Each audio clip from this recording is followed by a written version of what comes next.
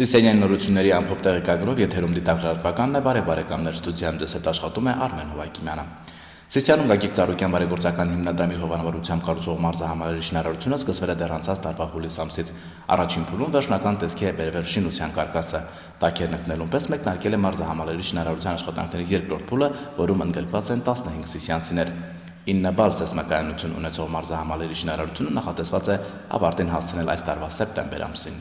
Հետի մեր վերջի տոշկենը 11.60 Մոտ 11 մետր բարձրություն, 756 քառակուսի մետր ընդհանուր մակերես։ Այսպիսին կլինի Սիսիանում Գագիկ Ծառուկյան բարեգործական հիմնադրամի հովանավորությամբ կառուցվող մարզահամալիրը։ Շինարարությունը մեկնարկել է դեռ անցած տարվա հուլիս ամսից։ Առաջին փուլում վերջնական տեսքի է բերվել մարզահամալիրի կարգասը։ Ցեմենտը Երևանից ենք տեղափոխում, ավազը ստեղի հումքն է։ Շինաշխատանքներում ներգրաված է 15 մարդ, 6 հովնալդիներից մեկն էլ 23-ամյա Բենիկ Տորոզյանն է։ Երիտասարդը Երևանում թողնելով աշխատանքը Սիսիան է եկել, ուրախ է, որ ծննդավայրի համար օգտակար գործ է անում։ Սրտանցել ուրախ եմ, որ sense գործ կա, մարդիկ կարում են աշխատեն, իրանց ընտանիքները պահեն։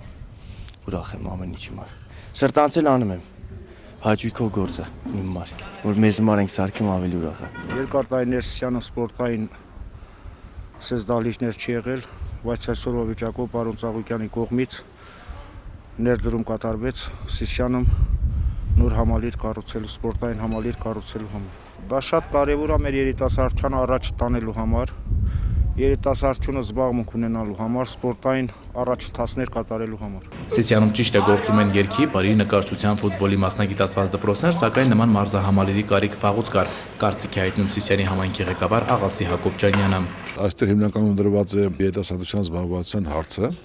մոտակցվելու դաստիարակության հարցը եւ ամենակարևորը, որ կարողանանք մեր երեխաներին փողոցից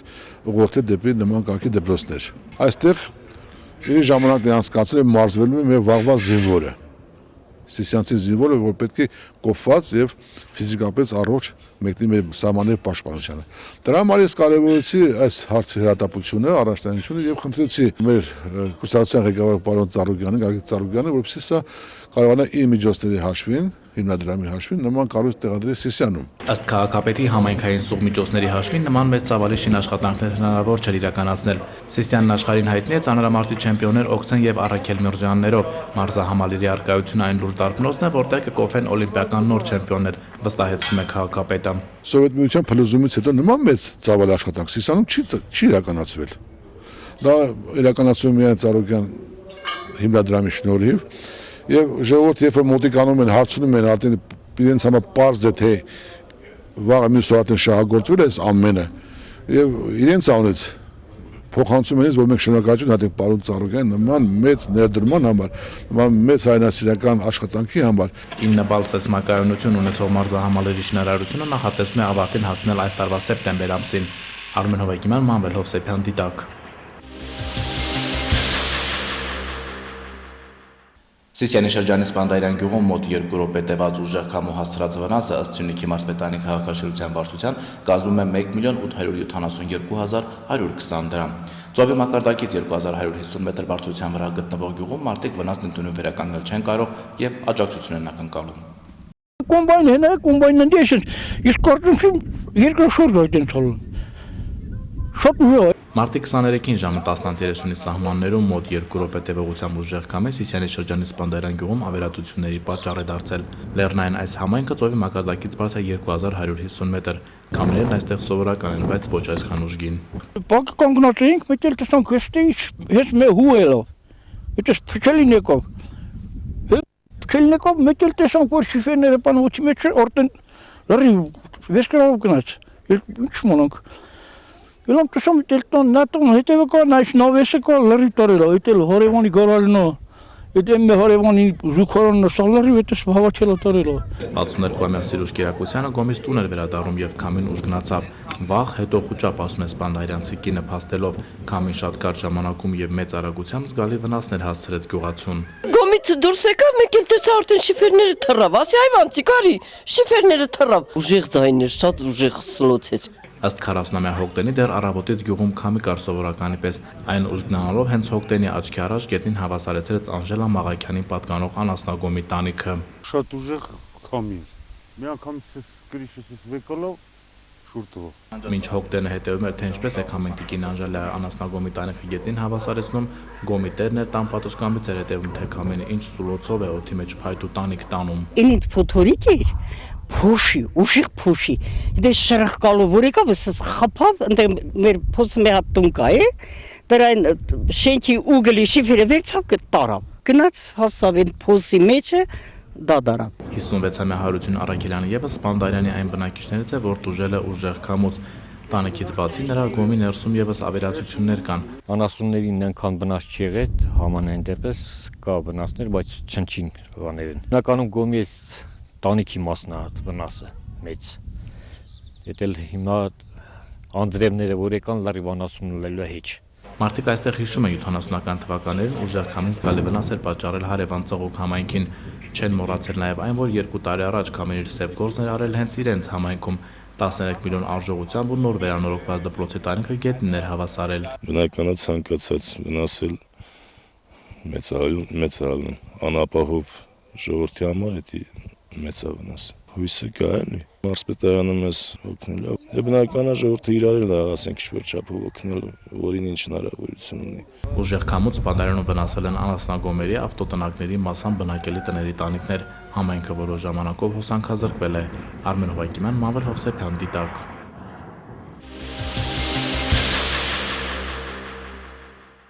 Վերջին շաբաթվա ուժեղ քամիներից զգալի վնաս է կրել նաև տարածաշրջանի Նժդեհ համայնքը։ Այստեղ տները 30-ական թվականների հողե շաղախով կառույցներ են եւ հիմնականում գտնվում են վթարային վիճակում։ Նժդեհում տուն չկա, որ վնասված չլինի։ Տան պատեր են քանդվել, քամին տանիքներ է տարել։ Համայնքի ղեկավար Գեգամ Մոհինյանի տեղեկատվությամբ վնասի մասին կազմված ակտը Սյունիքի մարզպետարանն են ուղարկել։ Խոստացել են մոտ 10 տոննա ցեմենտ եւս 300 քառակուսի մետր ազբոշիֆեր տրամադրել։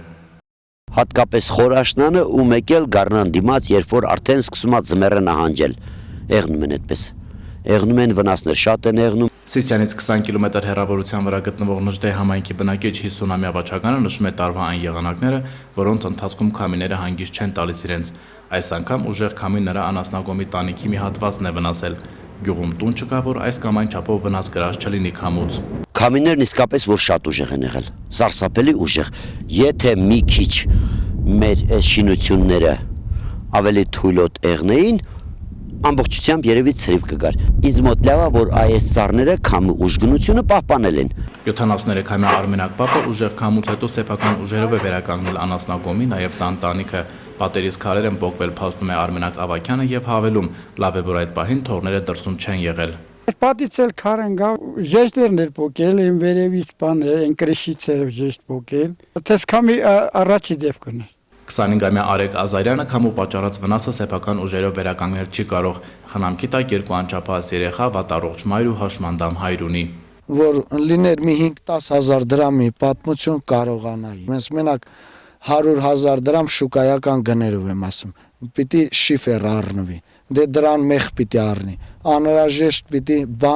մասնագետ լինի, արհեստավոր լինի, որ դնի նորմալ յոլա գնա։ Ծովի մակարդակից մոտ 2000 մետր բարձրությամբ տեղակայված Նժդեհի համայնքի ղեկավար Գեգամ Օհանյանի տեղեկատվությամբ վնասի մասին կազմված ակտը Սյունիքի մարզպետարանն են ուղարկել։ Խոստացել են մոտ 10 տոննա ցեմենտ եւս 300 քառակուսի մետր ազբոշիֆեր տրամադրել։ Ընտեսել այդ ընթացքում 2-3 հոգով հրելու ենք։ Վաչագան Բագյանը ցույց է տալիս իր տան քանդված պատը։ Նախկին ադրբեջանաբնակ 1988 թվականից հետո հայերով վերաբնակեցված Նժդեհում տները 30-ական թվականների հողե շաղախով կառույցներ են, որոնք հիմնականում գտնվում են վթարային վիճակում։ Երևի ուղիղ գծով մի 12-14 կիլոմետր է, մինչև Թուրքի սահմանը, ուղիղ գծով։ Նախիջևանի սահմանակից Նժդեհ 25 տարի առաջ եկած մարդկանց բնակարանները պետության կողմից անհատույց են տրամադրվել, փոխանցում է գյուղապետը։ Ժամանակ առ ժամանակ նորոգման, ամրացման աշխատանքներ են իրականացվում, սակայն առատ տեղումներից եւ քամիներից քանդվող պատերն ու տանիքները շարունակում են մտահոգել մարդկանց։ Արմեն Հովակիմյան, Մանվել Հովսեփյան, Դիտակ։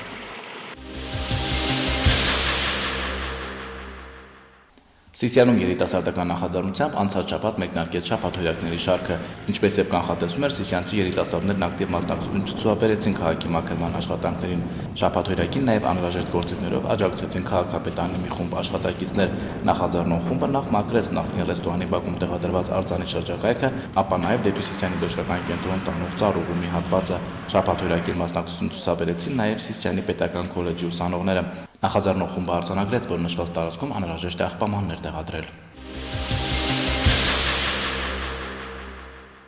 Մարտի 26-ին Սիսիանի Համուսայանի անվան քաղաքային մշակույթի կենտրոնում կայացավ Գարեգին Նժդեհ ֆիլմի շնորհանդեսը, կայացավ նաև հանդիպում ֆիլմի ստեղծագործական եւ դերասանական կազմի հետ։ Աննա Ավետիսյանն է մանրամասնում։ Սիսիանի մշակույթի կենտրոնի բեմահարթակին վերջերս նկարահանված Գարեգին Նժդեհ ֆիլմի ստեղծագործական եւ դերասանական կազմի անդամներն են։ Կապան եւ Գորիս քաղաքներից հետո ֆիլմի պրեմիերան կայացավ նաեւ Սիսիանում։ Դահլիճը լեփլեցուն է։ Մեծ էկրանից ֆիլմ դիտելու կարոտը եւ հատկապես Լեռնահայաստանի հերոսական դրվագների էկրանավորումը սիսիանցիներին անտարբեր թողնել չեն կարող։ Մենք փորձել ենք ստեղծել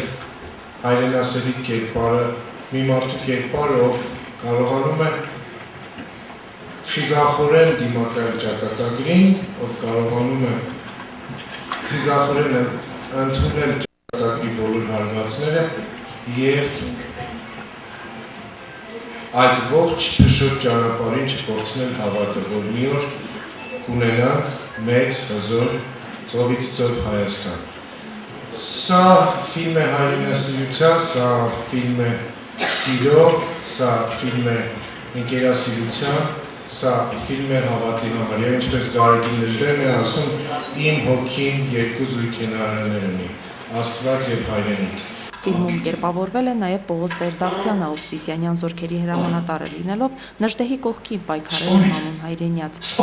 չխնայելով ամենաթանկը կյանքը։ Շնորհակալություն, այո, ես եմ խաղացել Պողոս Տեր-Դավթյանի կերպարը, հույս ունեմ ֆիլմից հետո մյուս անգամ պարզ ճակատով կմտնեմ Սիսիան։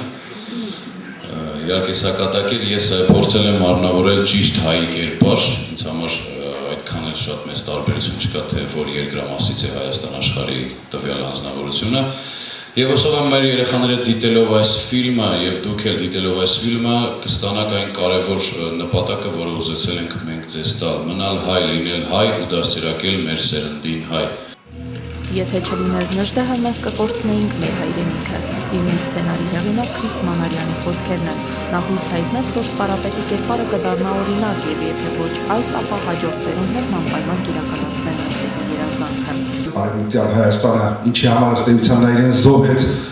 դեռ ազատագրված չի, նախ Ջավախ Գարեգին Նժդեհը իր փոքրաթիվ բանակով կարողացավ 2 տարվա ընթացքում փաստորեն համարյա 15000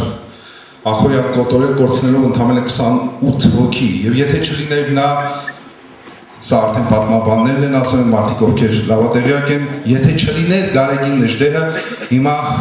կլիներ մեծ Թուրանը եւ մահմեդական լինելու Ռուսաստանը, Եվրոպան, Հնդկաստանը, դա մինիմում։ Ու փախչում է,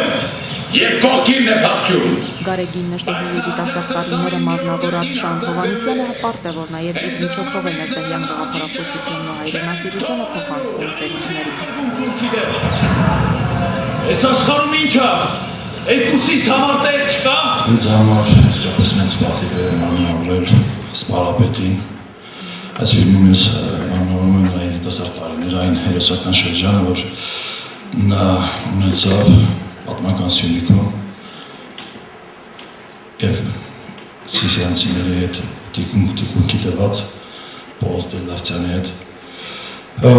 Իսկապես ես կարևորում եմ այս պրեմիերան հատկապես Սյունիքում, արդեն քանի օր է եւ Գորիսում եղավ եւ Կապանում եւ շնորհակալություն մեր քաղաքապետ պարոն Հակոբ Ջելյանից, որ իր աջակցությամբ եւ պատրաստակամությամբ այսօր պրեմիերան տեղի կունենա նաեւ Սիսիանում։ Ինչ կապ ունի թե մարդ որ տարիքում կզոհվի հայրենիքի համար։ Լեռնահայաստանի համար մղվող պայքար, արտասահմանյան դեգերումներ, բանտարկություն։ Ֆիլմի գործողությունները խարսխված են հիմնականում այս իրողությունների վրա։ Առանցքում հայրենասիրությունն է, միասնական հայրենիքի գաղափարը։ Աննա Ավետիսյան, Ամբել Հովսեփյան, Դիտակ։ Այս շաբաթվա համար նախատեսված թեմաները սրանք են, ես եւ իմ գործընկերները ձեզ հրաժեշտ ենք տալիս հաջորդ շաբաթ հանդիպելու ակնկալիքով։ Հիշեցնեմ մեր լրահավաք հեռախոսահամարն է 093 00 49 83, զանգահարեք մեզ, եթե ունեք խնդիրներ, զանգահարեք, եթե ունեք հետաքրքիր պատմություններ, դիտակը դրանց անպայման կանդրադառնա, քանզի մենք աշխատում ենք, որպեսզի դուք իրազեկված լինեք, իրազեկված լինելը ձեր իրավունքն է։ Բարի հանգստյան օրեր, կհանդիպենք։